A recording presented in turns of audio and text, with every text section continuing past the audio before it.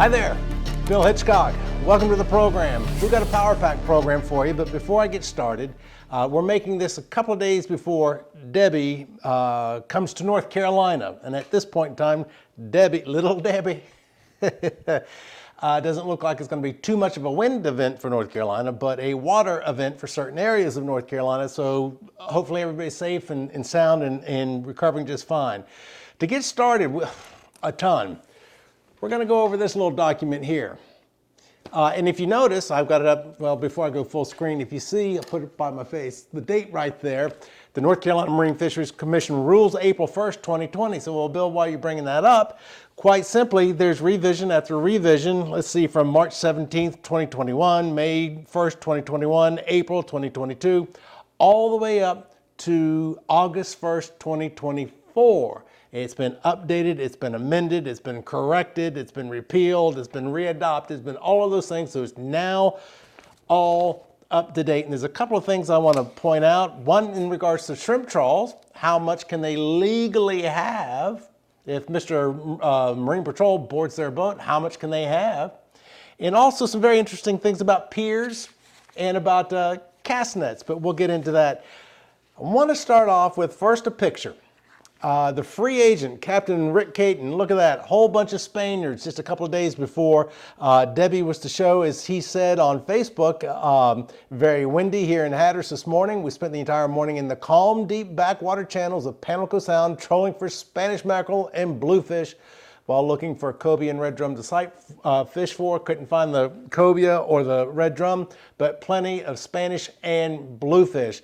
If you don't know Captain Rick Caton, I highly encourage. He's one of the best fishermen I've ever met, ever been out with, ever seen. So, and he's an interesting individual. Have your big boy pants on when you meet him, but he's a great fisherman. I would like to start off with something that I think is wonderful. Do you remember the program we did a week or so ago about the petition to oust the director of the North Carolina Division of Marine Fisheries? And there's two comments underneath this petition. One of the comments, the guy was talking about, he's fishes for his family, putting food on his table. This is a recreational fisherman. And he fell under the category of subsistence fisherman. And I pointed him out where he can go to online to get the waiver as a sustenance fisherman so he can catch food for his family. One person commented on that, just one, and it does my heart good to read that one comment. And it was from, I'm gonna put my eyeballs back on, ECUJLH0907. And what he says, if anyone that is set up for subsistence fishing and needs a boat ride to help reach out to me. Only one person said that. So, you know, not everybody saw that particular segment or what have you. So with the subsistence fishermen, if you're willing to help out, let us know. Maybe we can get something going here to help these folks. Again, these are recreational fishermen that are fishing to put food on their table. So let's help them do that. If you can help in any way, please do. The other, I find it very interesting, by the way, emails. Emails are usually well written, well thought out, and respectful, as opposed to YouTube with the keyboard captains that, I don't know if they're drunk or what, you know, you, and that kind of comment. But emails, billhitchcock@mail.com, billhitchcock@mail.com, billhitchcock@mail.com, tend to be a lot more mindful and respectful. This is from Alan from New Bern, North Carolina. He says, I enjoyed your recent YouTube video. I've been fishing the North Carolina coast my entire life. From bass to king mackerel, I enjoy it all. Just love being on the water. Now, he says, what strikes me is odd about all the fussing and complaining from commercial fishermen, recreational anglers, the marine fisheries, as well as the North Carolina wildlife is, if flounder are in such a bad state, why don't we just stop the harvesting of flounder completely? If these groups really cared, that that would be the only logical solution. But most people are hardly logical when big money is involved. I like this next point. Mother Nature has proven herself to be able to fix things if left alone. Why not stop the harvest of flounder completely for 2 years and reassess the stock in that time? Can't argue. Matter of fact, I've been the one that says if you're conservation minded, stop fishing. If you're really worried about, in this case, the flounder stocks, stop fishing. That's the best thing you could do. But unfortunately, well, I shouldn't say unfortunately, it's not always practical, it's not always desired, it's not always a lot of things, but if you're conservation minded, don't go fish. Alan brings up an extremely good point. He says, thank you for your effort. I'm skipping on down here. He says, I get absolutely disgusted when I hear or see recreational anglers not adhering to creel limits. And he also says, I don't have an issue with commercial fishing, with the exception of trawlers in the sounds and waterways such as Adams Creek.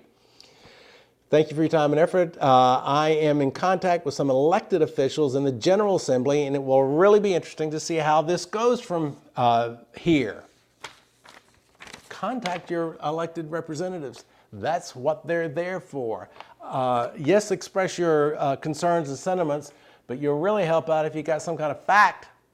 And speaking of which, ongoing, and no one has responded to this, every video, if not almost every video, I ask you, give you my email address, that if you got documentation, if I'm wrong, I'm wrong. Send me the documentation.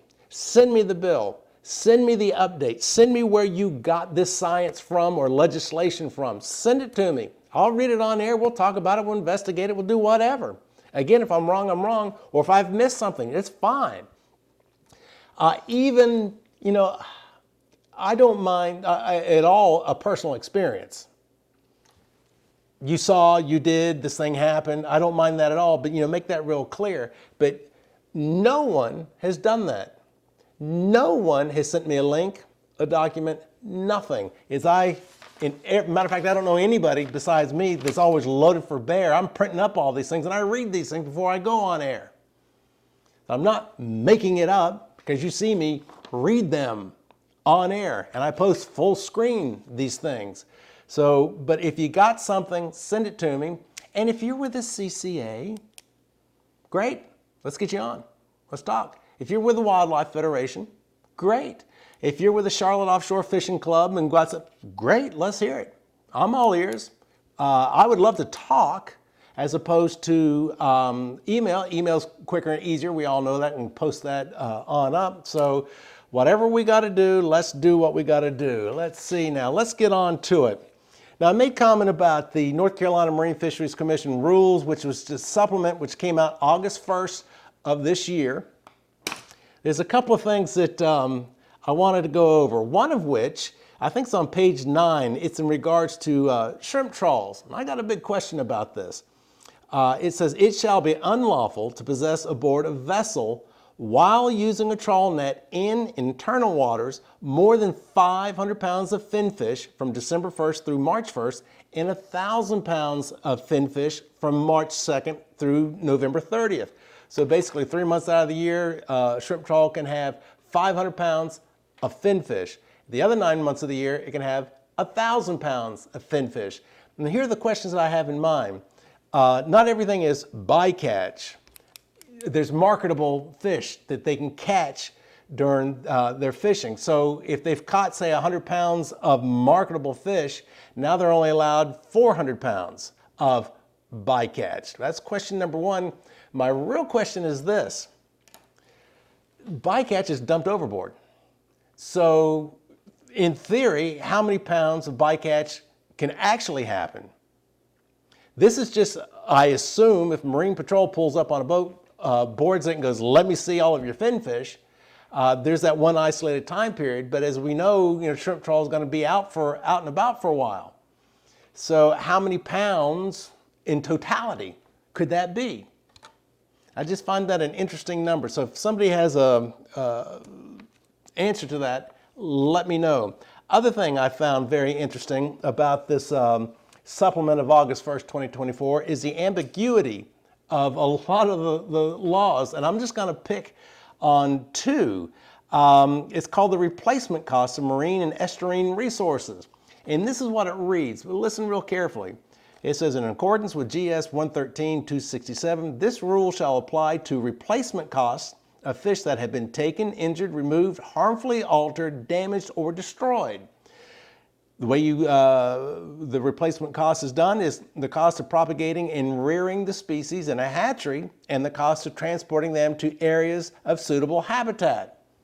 All right, you got to grow them and transport them back and replace them. That's what you're going to be responsible for. The second is the average annual X value of fish species per pound. Here's the problem with this. Nowhere does it say illegal. It just says this rule shall apply to replacement costs of fish that have been taken, injured, removed, harmfully altered, damaged, or destroyed.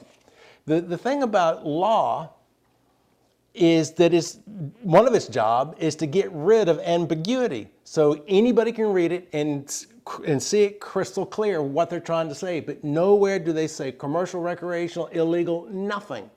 It just says if it's taken, if you take it, injure it, alter it, damage it, destroy it. So I wrote Rob Bizzle, chairman of the Marine Fisheries Commission. He says, "Good morning, Bill. I assume that once a case goes to court, the judge can, as part of the verdict, can make it the guilty party pay for what is illegally took." Again, Bizzle is correct, but nowhere does it say it in the law that it's illegal. So, i.e., you and I could go out there and catch fish as a recreational fisherman with our license, do everything legal. Would this still apply? It doesn't specify. Went on to Jesse Bissett wrote me, he says, as Chairman Bizzle stated, the rule is not intended to apply to anything caught legally under existing commercial or recreational regulations, although I can understand how just the text of the rule itself makes that a little unclear. Yeah, exactly right. I tell you what, I'd like to see somebody take this to court.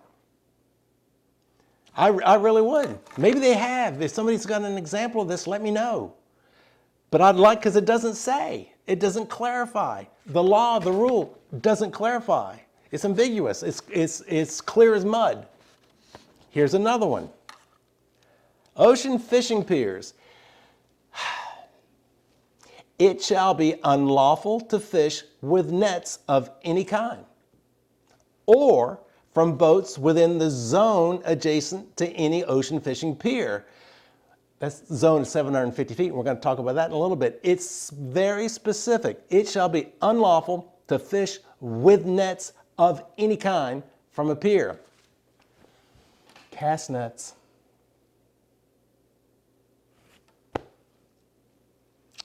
It's not clear. Oh, well, of course they mean the... No, you can't assume anything. In a legal document, it has to be spelled out, it has to clarify, and I'd love to see somebody take this to court. It goes on to say, by the way, in such zones as marked. Now, it has to be marked, by the way, for your boat for that 750-foot buffer. It has to be marked. How many piers do you know are marked? And how do they mark it? Yellow range poles, at least 3 inches in diameter and extending not less than 6 feet above the surface of the ground, that's the beach. Or buoys that are yellow in color and not less than 9 inches in diameter and extend no less than 3 feet from above the surface of the water. If it's not, and it's up to the pier owner, operator, to do these things, the cost of it and all, it's their responsibility. It's not our, hang on one second, I want to check one thing real quick. Good. I just realized, did I turn my mic on? I know I did a mic check. But the point being is that 750-foot rule is not automatic. It has to be marked. The cost of marking with a buoy or stakes is up to the pier owner operator. It says no cast nets, no nets are allowed. A cast net is a net. Again, it's ambiguous. It's not clear. It doesn't state it in the rule. So if you go to court, the judge is going to go, well, where does it say it? It doesn't. So these are just two examples of points that I think need to be clarified, because if you're going to court, you're going to have a little bit of a situation because it is not very, very clear. Now, this is what I want to do. I want to move forward. I want to go through your comments. A lot of very interesting comments, and unfortunately a lot of repetitive comments, which is fine. I know not everybody watches every program. I more than understand that, and that's why I have to repeat myself on every program to catch the thousands of people that will be viewing this stuff at various and different times. And speaking of times, if I have time, this is fascinating. I remember this very, very well. It's from the General Assembly of North Carolina, session 2011.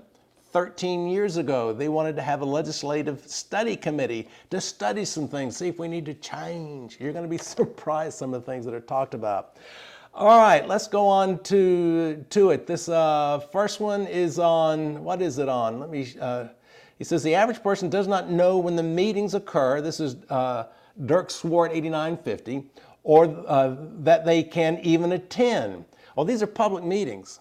And if you go to the Division of Marine Fisheries website, it says public meetings, and they announce them as soon as they happen. And then after they happen, they'll either have a text or a video so you can see what did happen, and you can go to YouTube as well. Those meetings, and I'll warn you, some of them are 4, 5, 6 hours long for a couple of days, so they can be somewhat boring.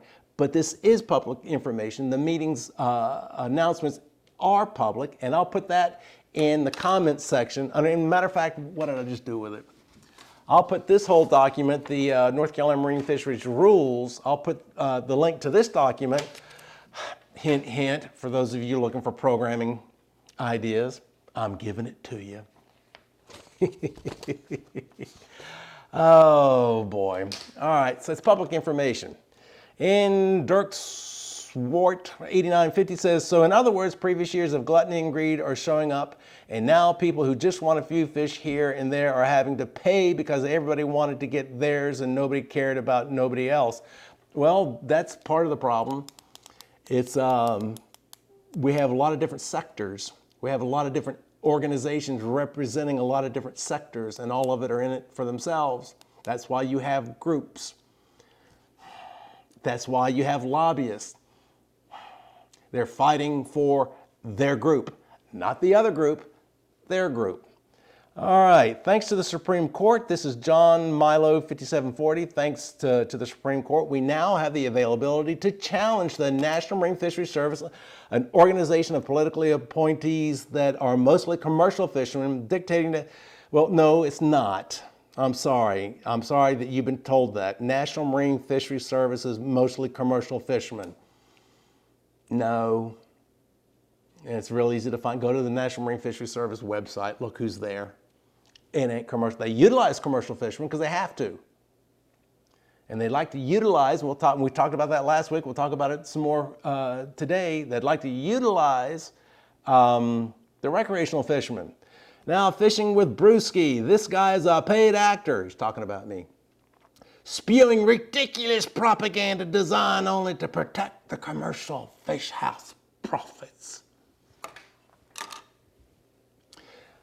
Fishing with Brewski. Yeah. Right out of the gate, he steals my footage, airs it on his show, tells people, calls me names, tells people to avoid my YouTube channel, goes on my channels and talks crap. Way to go, Brewski. This guy's a paid actor spewing ridiculous propaganda. Here's my propaganda. Here's my propaganda. Here's my propaganda. This is what it's always been. I am the only one that I know of that takes the time to read these things, to print these things out, and to present them to you. What's happened is a lot of you have never heard this stuff before because you're in an echo chamber.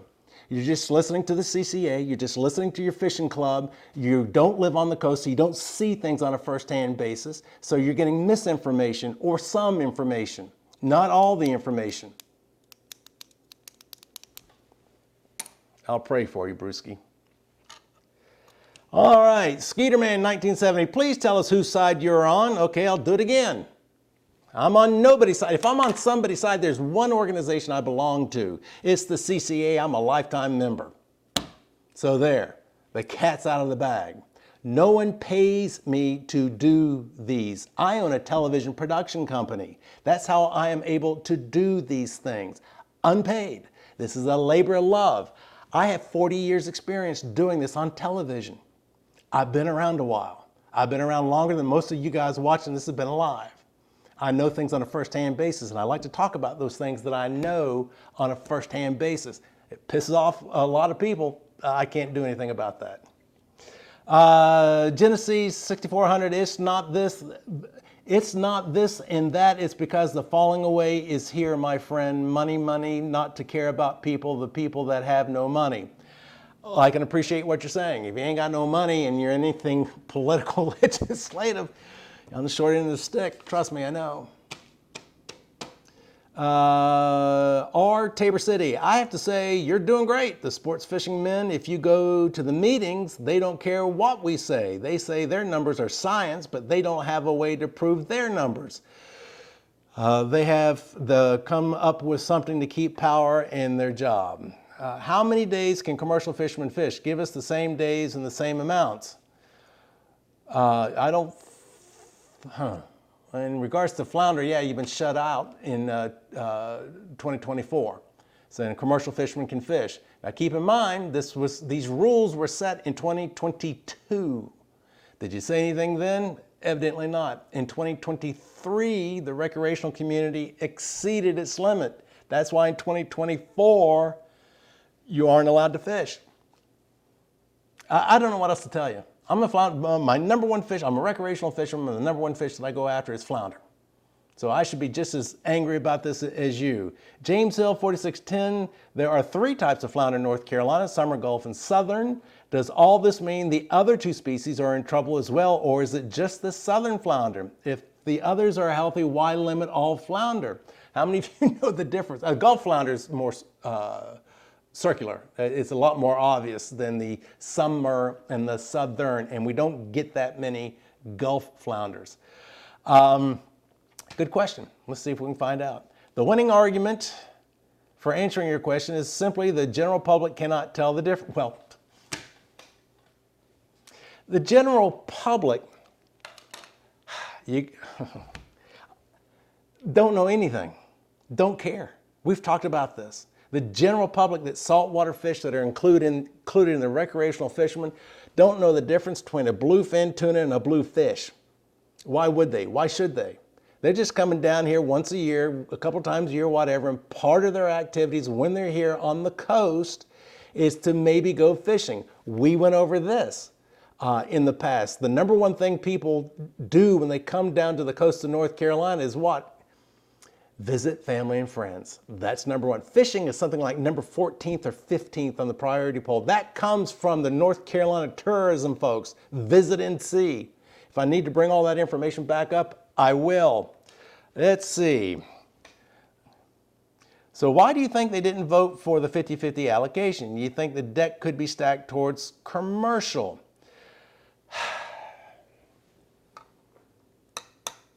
I'm not going to speak for the Marine Fisheries Commission. Here, I think it's next year or the year after, it will be 50-50. It will be. All of us got whacked by with 73%. They reduced the total harvest by 73%. That's both on the commercial and the recreational side. And this gets into a matter of allocation or conservation. So we'll find out more about that. As a former employee of the Sea Grant program in the late 70s, I have heard this argument for the last 45 years, and even them, the governing people, favor the commercial people over the recreational people. The bycatch that is killed by shrimpers and other net draggers is far more, they are saying, and the net draggers don't care as long as they make the profit. Well, that's conjecture.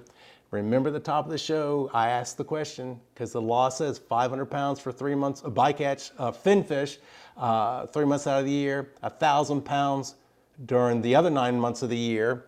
One, what are they doing with the fish that are marketable that they're keeping? That would weigh against their total weight. But the main thing is you bring in a haul, you're at the culling table, you're getting rid of stuff, fish, finfish, and now you're fishing again and you're doing it again. So is it just the luck of the draw of the Marine Patrol to catch, to show up at one time? I don't know. But I don't like the way that rule is, that at any given time, that amount. So we'll find out more about that. Let's see. I hope you're actually, let's see, Randy Imsindi. I hope you're actually getting paid for this, because I can't imagine supporting the North Carolina Division of Marine Fisheries. Oh, hey, how about that? I'm no longer being accused of supporting the North Carolina Fisheries Association. I'm now supporting the Division of Marine Fisheries. Woohoo! Is that progress? Again, people, just I'm not supporting anybody. Did I skip something here? Let's see here.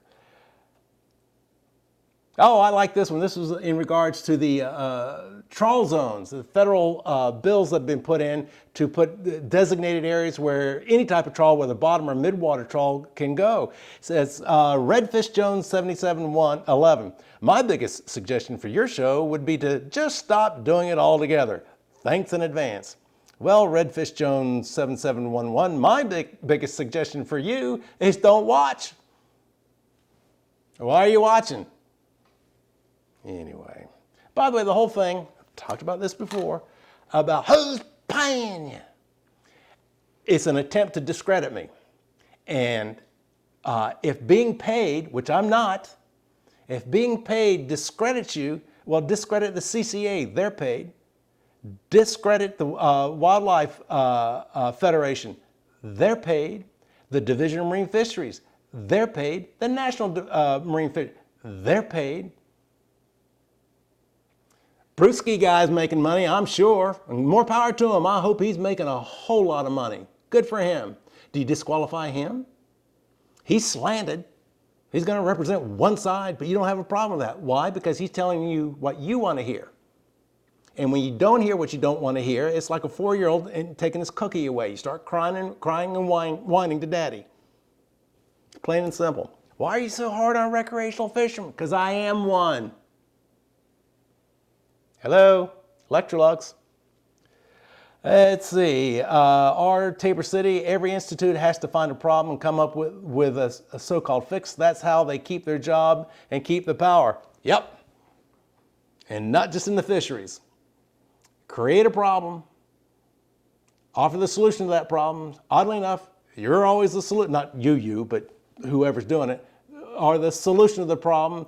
We're in the midst of a presidential election. What do you think both sides are doing? Creating a problem that only they can fix. So Tabor City, our Tabor City, I agree with you. Steve Benson, GAO, you highlighted, states kind of the obvious. Better bycatch data is needed via observers in order to get a viable baseline to measure effectiveness of bycatch reduction efforts. Yes, and as we talked about, reported on, here's the problem. In some fisheries, there are that many observers. 0, none. In some fisheries, there's 100% coverage.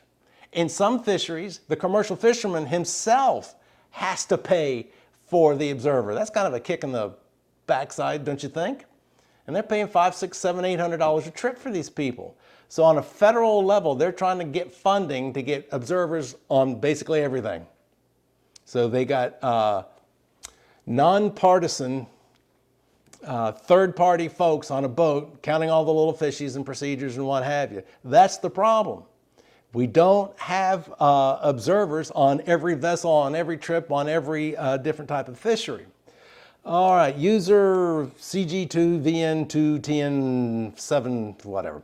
Baloney, this has been under study for decades with no legitimate result. Federal fund to limit bycatch. Are you kidding?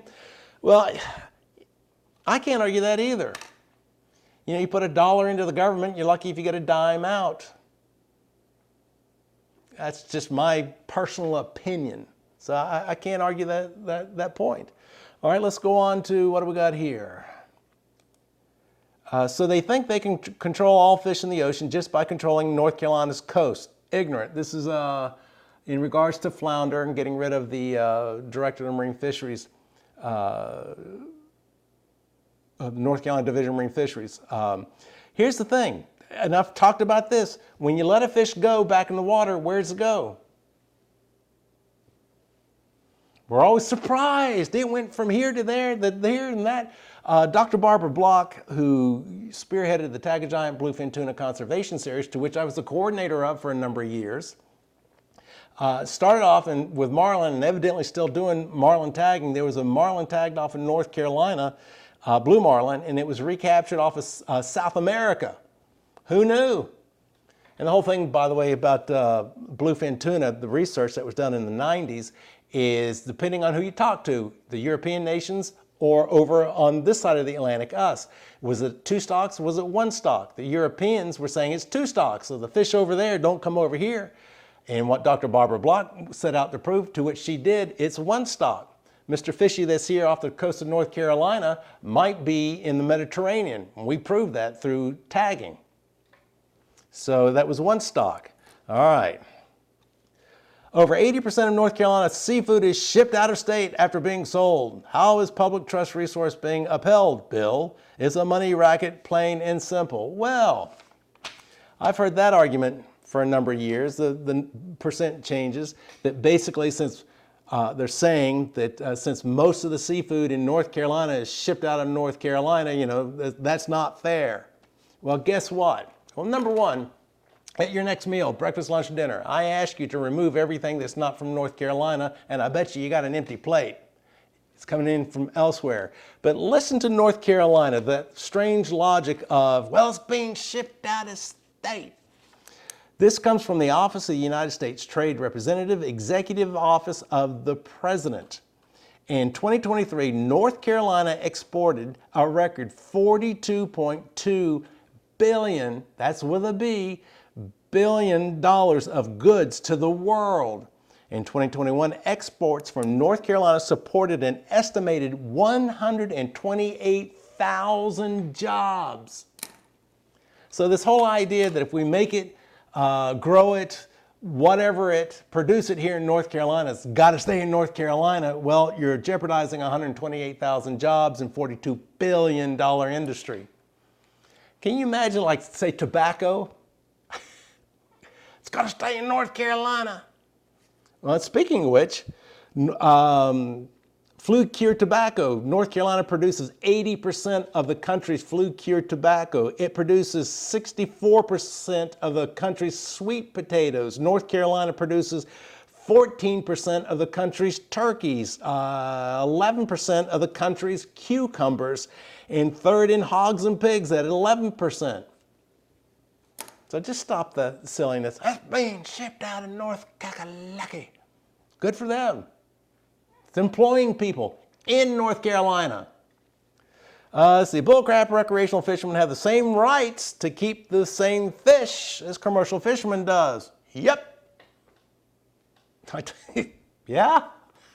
That's, this thing about rights keeps coming up, and I want to go over again in a little bit more detail because people are kind of confused about rights. There's basically four kinds of rights. We've got legal rights, all right? These are rights based on society's laws, customs, actions by legislatures, governments, and statutes. Those are your legal rights. There are contractual rights. Whether you're a private contractor or even where you work, you have a contract with your employer to do certain things at certain times. That's where those rights are invested. You have human rights. Its ideas about human rights can be traced back to ancient civilizations, and these are just, moral type rights. And then we have natural rights. Those are the ones of God. So when I hear someone, it's my God-given right to go fish and catch a 14-inch whatever bluefish. Well, no, show me that in the Bible. That comes from a government agency, those rights. 4 different types of rights. Don't get them confused. All right, Michael Riggs, 9139. Though I am on board with the sentiment, I'm not going to sign. Oh, the petition. One reason, the inaccurate take that this is a liberal issue. This isn't a Republican or Democrat thing. I didn't know that this was a liberal or issue. Now, I've been insulted. People try to insult me. Say, you must have voted for Biden. Because that's the only thing they can think of. And by the way, insults, it proves you have no argument. It proves you've lost the argument. What's your resort, your last resort? Insults. That's why it's funny when I'm reading these things. You think you're hurting me? No. Now, I know some of you do these comments that are absolutely the most vulgar language on the face of the planet because you're going, I told him off, didn't I? I told him to go himself. God, I hope alcohol was involved when you post sometimes. Because if you're like that, it's normal. The recreational fishermen are not the problem. If there is a population shortage, then there needs to be higher regulations imposed on commercial fishermen. See, once again, not me, you. I didn't do nothing. I'll give you, I saw this 20 feet away from it 2 days ago. There's a little public boat ramp on Bogue Banks, Soundside. People trying to put their boat in. There's no water. The boat's too big. They can't get their boat in. They tried for almost an hour. They had their motor down into the water, just kicking up mud, silt. Everybody on the little fishing pier had to go because it was completely black. They're yelling and screaming and cussing. They finally, after about an hour, get the boat in the water. So what do? There was 7 of them. There's a fence on both sides of this ramp. Personal property, fence. Right here is public property. Signs that say keep out, private property. What do? They walked around the fence, got over the fence, walked over to a pier, a personal pier that had this big sign, private pier, do not trespass. Kid yells out to the dad, hey, what, oh no. They all go out on the pier, out there waiting to get on the little boat. And you see things like that. And that's the type of thing when you live down here on the coast, you see. Maybe you don't see that, but you see. It's never me, it's always thee. I need you to realize the government is elected and represents the voters and citizens of North Carolina, so the people of the state give the right to fish and hunt, not the government. No.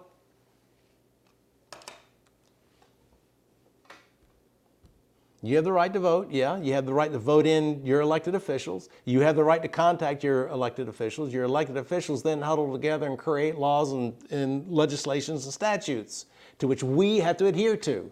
If you don't like it, you go the cycle again, go back to your elected officials, tell them, hey, we don't want this, have them come up with bills, changes, amendments. That's the process. That's the process. All right, God gave man the authority to manage all the animals. We read that out of Genesis chapter 1 last time. Yep, on the earth we're supposed to replenish. After we're supposed to multiply, the very next thing God says is to replenish the earth. Now you know why I like going to the don't fish. Replenish the earth. Yes, all of this is here for us. The animals are here for us to eat, to tame, to do whatever, but we're going to replenish it. We got to conserve it. Boy, this took a left turn. This is Eric Wainwright, 470. Easy to steer away from the real issue and get into a moral, legal, and rights discussion. What else is there? Moral, legal, and rights discussion. Yeah. When one side is saying it's my fish, not your fish. And by the way, please, Bill Hitchcock at mail.com, Bill Hitchcock at mail.com, Bill Hitchcock at mail.com. Please write me. When has the commercial fishing side attacked the recreational side? I don't remember. They defended themselves, yes. But boy, we could be here for the next, I don't know how long, discussing from the recreational side attacking the commercial side. Let me know. If I'm wrong, I'm wrong. Let me know. Send me the documents. Send me the proof. Send me the art. I'll tell you something else. You wonder, I always act so innocent. Another thing, it just popped in my mind. I remember, it was about 15 years ago, I think. I was with Captain George Beckwith. We're on the east side of Cape Lookout. We're fishing. And there's dead drum floating. A lot. A lot. And evidently some trawler from, I think it was Virginia, was dumping them overboard, got into School of Drum. They can't have them, so they're dumping them overboard. I took pictures of these fish floating around. I got contacted by folks from the CCA. Can we have these pictures? Yeah, sure, fine. What I did, because they wanted to publish them, which they eventually did, I sent them low-res copies of these pictures. Very clear, very explicit, saying, pick out the ones you want, and I'll send you high-res for print, because this is, again, for a magazine, 300, 500 DPI pictures. Because, again, it was 15, maybe even 20 years ago. email, had to make things small. Never heard back from them. Well, okay, didn't think much about it until the magazine came out.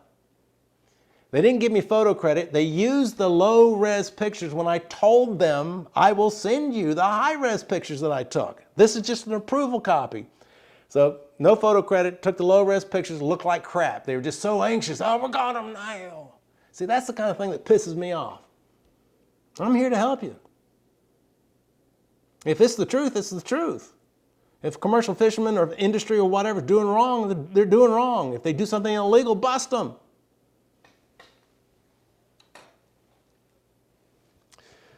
Blanket VR12, North Carolina Wildlife Resources Commission mismanagement has ruined everything in the whole state. It's not just fishing, it's hunting lands and all the waterways states. Culp family 6525, scary, uninformed this guy is, talking about me, about what is really going on out there and how much commercial guys kill in juvenile fish. Again, I'm the only guy with the actual documentation. And as I have mentioned in other videos, well, I'll put it as a question. How many of you been out on a shrimp trawl? How many of you been out on a skimmer trawl, otter trawl? How many of you know the difference? How many of you been out on a pound net or gill net sets, various different mesh sizes? How many of you long haul, crab pots, black pots, sea bass, black sea bass pots? How many of you done that? I have, sometimes dozens and dozens of times. I have been there. Have you? First-hand experience. And oh yes, I recreational fish too. I told you I'm a flounder fisherman. Let's see, Wayne 9970, there has been net fishing since before Jesus' time, 1991. Oh, 1,991 years ago. And it's all of a sudden became a problem. No, the problem is the size limit of killing the fish. Just listen, it takes longer for a flounder to grow from 10 to 11 inches to 14 thanks it does to grow to 10, 11. Wayne, same guy. 40 to 50% of the North Carolina commercial license holders are sport fishing boats that sell their catch when they get back on from ocean. No. Half of the commercial boats are not sport fishing boats. And if somebody knows something I don't, please let me know. But that's just, no. And I'm sorry if somebody's telling you that. How much are you being paid to make these uninformed videos? Redfish Jones again. I thought this was a good article until you started talking out of both sides of your mouth. At one point, you show the statute that says the resources are for the general public, which you defined as commercial and recreational. I didn't define it that way. Later, when you're talking about what is fair, you said commercial folks are fishing for the general public. They are. And recreational are simply fishing for themselves. They are. You blew right by that with no explanation. Okay? As a recreational fisherman, you can't sell your catch. The guy before was talking about half of the sport fishing boats are commercial. No. As a recreational fisherman, you can't sell your catch. It's just for you. Maybe you can give it to some to your next door neighbor, but you have limits on what the amount, so it's not going to be much. Again, sustenance fishermen, please apply for that so you can feed your family. Commercial fishermen don't fish for themselves. They're not keeping the fish. That would be unfair. That would be a one-on-one. That would be unfair if I'm there with my little rod and reel and he's over there with a big boat and nets and trawls or whatever. Commercial fishermen, that's what they're called, commercial. They sell their catch to who? The general public. As we've talked about before, I think it's 93% of the people that come to the coast of North Carolina do not fish. Do not fish. But on average, people eat 16 pounds of seafood. I was just in Raleigh. Oh, maybe I'll show that picture. I was in Raleigh at the farmer's market. I think it's called NC Seafood. Got me some seafood there in Raleigh. Where did anybody there catch that fish? No, a commercial fisherman did. That's how the general public, you can go to any town, USA, or any, let's just keep it North Carolina. Anywhere in North Carolina, I don't care if it's Asheville, Asheboro, Wilmington, Raleigh, Durham, doesn't matter. There's a seafood restaurants. And what do they advertise? Fresh local catch. Yes, now I quite agree. It's not always the case, but we've gotten a lot better at that. A lot better than that. So that's the difference. You got your recreational fisherman's just for me. Commercial fisherman catches it to sell it for everybody else. That's how they get their fish. How else are they going to get their fish? All right, Kenneth Jones, I'm going to have to wrap this up. I knew I was going to do this. My one point of contention with your video is the commercial fisherman does not fish for the good of the public. Well, we just talked about that. If anyone that is set up for subsistence fishing, oh, we read that. Thank you, sir. Again, ECU JLH0907. If anyone that is set up for subsistence fishing and needs a boat ride to help out, reach out to me. I'd love to hear more of those comments. Stop bitching and start helping. So North Carolina Marine Fisheries is just another government overreach program because we already have the North Carolina Wildlife Commission. That was a question. How do we just get rid of them? Apparently they're making up problems that don't exist. We talked about that. I think the issue is commercial nets taking all the fish. No.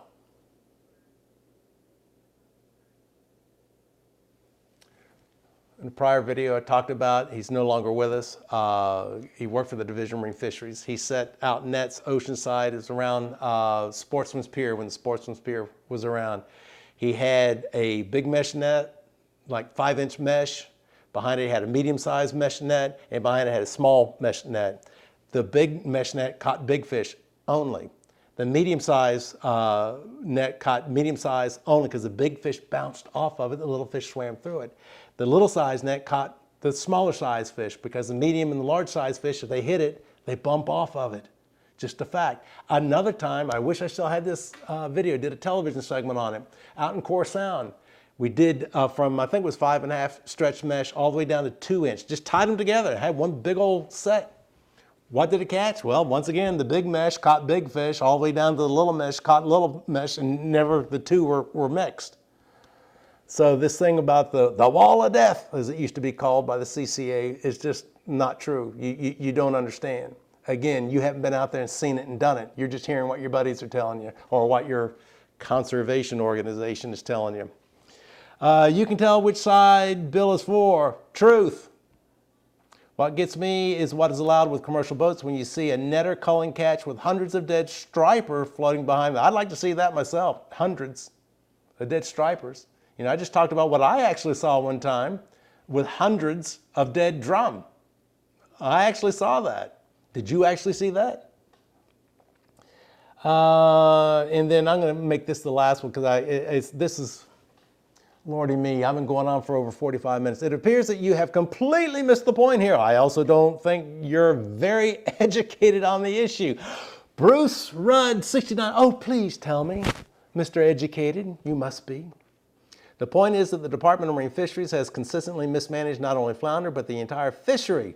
I also seem to give priority to commercial fishing over recreational fishing.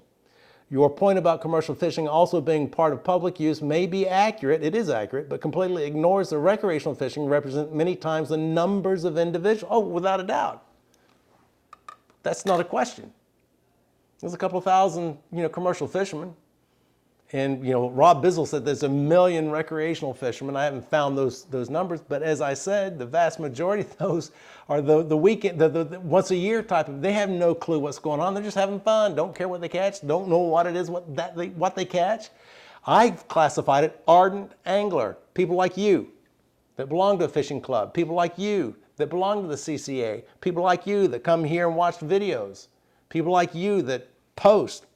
That's a very small sector in comparison to the overall. It's public use resource, folks, and I'll tell you what, I can't believe it, 48, 49 minutes. I want to go over this. This is the last thing. General Assembly of North Carolina, Session 2011, Marine Fisheries Legislative Study Committee, House Bill 353, McCormick, he was a piece of work, and I'll tell you why here in a minute. You guys want truth? Boy, you're about to hear a great fib. This committee that they want, a study committee, would be 4 members of the Senate and 4 members of the House of Representatives that were appointed by President Pro Tem and Speaker of the House. There's your danger zone right there. There's 8 people that are going to be on the study committee, and in theory, none of them could have not even seen the ocean in their life, not less fish. But this is what they wanted to study. See if this sounds familiar. Now, keep in mind, this is 2011. This is 13 years ago. The potential impact to both the state's fisheries resource and the state's economy related to the designation of red drum, striped bass, and trout as coastal game fish. I was contacted before this by Joe Albee about spearheading a game fish. They had cobia. He had cobia in that, and no. I also went to one of the sponsors of this bill, because they sponsored a bill to designate forefish, game fish. I went to one of the sponsors, face to face. This wasn't an email, wasn't a phone call. This is face to face. I said, "Can you name me the 4 fish on the bill?" He couldn't. This is a sponsor of the bill. McCormick, by the way, I was in Raleigh to speak, and he said he gave, for a recreational fisherman to justify it financially, he said that at the time, I think it was 1.7, the recreational saltwater fishermen in North Carolina represent $1.7 billion. No, what he did, what McCormick did, is he took the entire tourism dollars for the state and applied it only to recreational fishermen. He said that and presented that to the state legislature. You see the kind of crap that goes on? And you wonder why I get tanked up after 40 years of involvement? All right, changes to the appointment process and qualifications for membership on the North Carolina Marine Fisheries Commission. I'm sure a lot of you would agree with that right now. The creation of a hook and line commercial fishery. Elimination of the trawl boat fishery in North Carolina.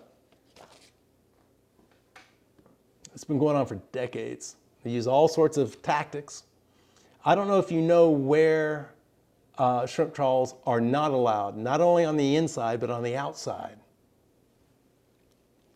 They've tried, it's killing all the fish, it's disturbing all of the bottom, tried economics, tried all sorts of things, and every time science says no to it. Entering into reciprocal agreements with other jurisdictions with regards to the conservation of marine and estuarine resources and regulating placement of nets and other sports or commercial fishing apparatus in coastal fishing waters with regards to navigational and recreational safety. You can't hinder navigation. You can't do anything unsafe. You get busted for that type of thing. Now, what I'm assuming they're saying up here is working with other reciprocal agreements with other jurisdictions, like other states. I don't have, why not? You got info on how the flounder are migrating? Let us know. Let's tag them, which we will be talking about here shortly. Entering into agreements regarding the delegation of law enforcement powers from the National Marine Fisheries Service over matters within the jurisdiction of the service. Calling the feds in for a state matter. Kind of like you have a car crash and they call the FBI in. It's like kind of spooky on that one. Potential modification of the Fishery Reform Act of 1997. See, ambiguous again. Potential, maybe, modifications of the Fisheries Reform. What modifications? What are you talking about? Whether marine fisheries should be a division of the Coastal Resources Commission or the Wildlife Resources Commission. Number 9, this is where it starts getting good. Other findings that promote the allocation of the state's resources to the optimum use. Okay, promote the allocation of the state's resources to the, what's the optimum use? In real estate, it's highest and best use. That's generally speaking money. But is that what they're talking about? What is the optimum use of the resource? Guy in Winston-Salem that likes to go king mackerel fishing is going to have one attitude.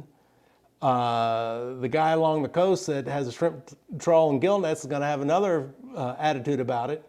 What's the optimum use? And finally, number 10. Now remember I said this committee, they wanted 8 people, 4 from the Senate, 4 from the House that are appointed by the Speaker of the House and President Pro Tem of the Senate, who could theoretically have never touched a fishing rod in their life. Number 10 is any other matters the committee deems relevant. Do you really want it that open-ended? Really? That's just spooky. Anyway, I have gone way over, going on an hour. If you made it this far, thank you. Love to hear from you. Bill Hitchcock at mail.com, Bill Hitchcock at mail.com, Bill Hitchcock at mail.com. I want to hear your thoughts and attitudes. I would love if I'm wrong, send me the documentation. Send me the proof. Yes, I want to hear what you think, but just throwing out numbers with no proof, nothing to back it up, it's hot air. Not just to me, but when you're complaining to the division or whoever, it's just hot air. It doesn't mean anything. Insults get you nowhere, except laughed at because we know you've lost. You've lost the debate because you don't have a debate, so you have to insult. But just go on and email me. Let me know what you're thinking. If you're with whatever organization and want to comment, please do. I'd love to interview you live. Love to. Open up the door. Come on, let's go. All right, enough of me. It's been an hour. Thank you. Hopefully you stayed safe from Debbie, and life is going forward. Bill Hitchcock, bye.